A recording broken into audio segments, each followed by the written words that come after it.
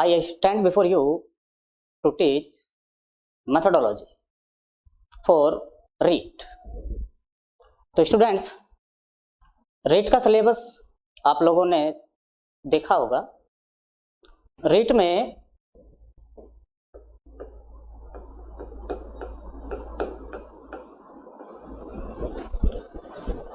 में English language एक तो फर्स्ट लैंग्वेज होती है, जो फर्स्ट लैंग्वेज लेते हैं इंग्लिश स्टूडेंट्स, और एक वो स्टूडेंट्स जो सेकंड लैंग्वेज इंग्लिश लेते हैं।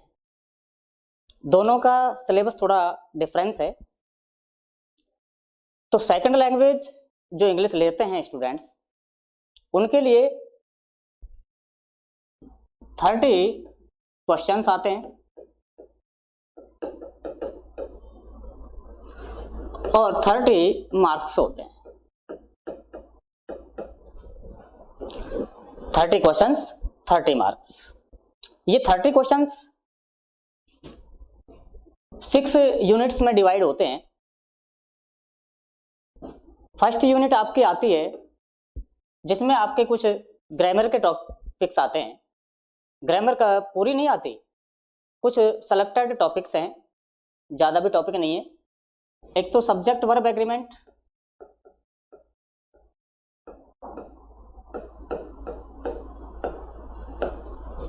ये टॉपिक आता है आपके।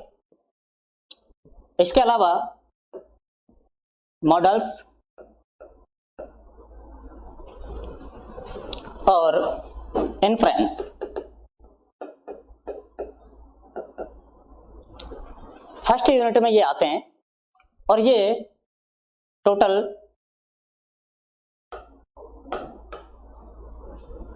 5 क्वेश्चंस आते हैं 5 मार्क्स के। इसके बाद सेकंड यूनिट आपकी होती है। सेकंड यूनिट में कुछ आइडेंटिफिकेशन होते हैं।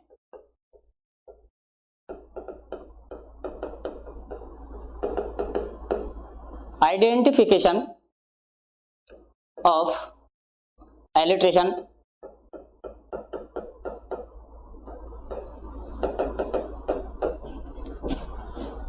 simile, metaphor,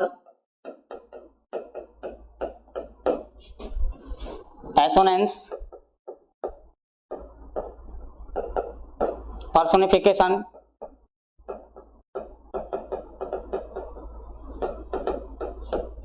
and rhyme.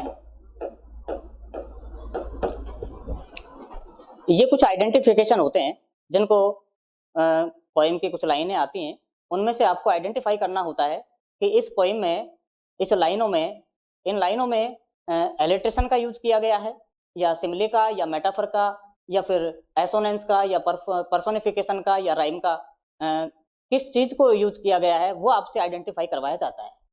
ये भी 5 मार्क्स 5 क्वेश्चंस। इसके बाद थर्ड यूनिट आपकी होती है सोनेट,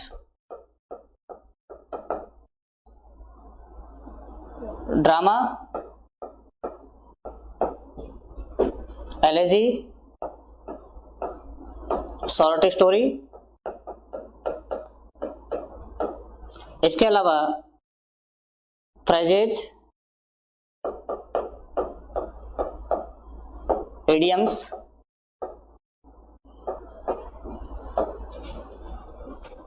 ये थर्ड यूनिट, ये भी आपके 5 मार्क्स की 5 क्वेश्चंस। इसके बाद फोर्थ यूनिट आपकी होती है फोनेटिक सिंबल्स।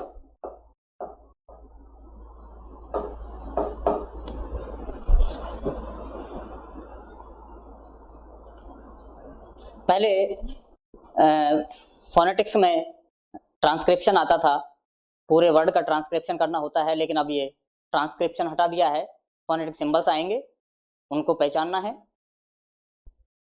ये भी आपका 5 मार्क्स। इसके बाद 5th पे और 6th, ये दोनों मैथोडोलॉजी के पॉइंट होते हैं।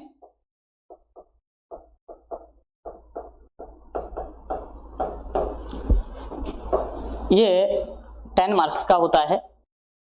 तो इस तरीके से आपके मेथड्स जो आते हैं इंग्लिश टीचिंग के, मेथड्स में आपके मोस्टली एक तो CLT जैसे कम्युनिकेटिव अप्रोच कहते हैं, वो आपके सिलेबस में है, और इसी से रिलेटेड कुछ इंग्लिश टीचिंग की डिफ़िकल्टीज हैं, प्रॉब्लम्स हैं, और एवेल्युएशन है, रेमेडियल टीचिंग है, ये पॉइंट्स आपके आते हैं। तो इस तरीके से टोटल आपके 30 मार्क्स के 30 क्वेश्चंस होते हैं। इसमें से शॉर्टकट अपन देखें तो 10 क्वेश्चंस ग्रामर पोर्शन के होते हैं और 10 क्वेश्चंस लिटरेरी पोर्शन के होते हैं जो केवल फिगर ऑफ स्पीच होते हैं, और 10 क्वेश्चंस आपके मेथोडोलॉजी के होते हैं। इस तरीके से टोटल 30 क्वेश्चंस होते हैं, और बड़ी इजीली अपन इनको एक्वायर कर सकते हैं अगर थोड़ा सा सिस्टमेटिक तरीके से अपन प्रिपरेशंस करें तो। रहा सवाल अगर फर्स्ट लैंग्वेज लेते हैं, फर्स्ट लैंग्वेज अगर लेते हैं इंग्लिश, तो उसका सिलेबस थोड़ा सा डिफर है। उसमें क्या है कि ये जो लिटरेरी पोर्शन है, सोनेट वगैरह ये आपके नहीं आते।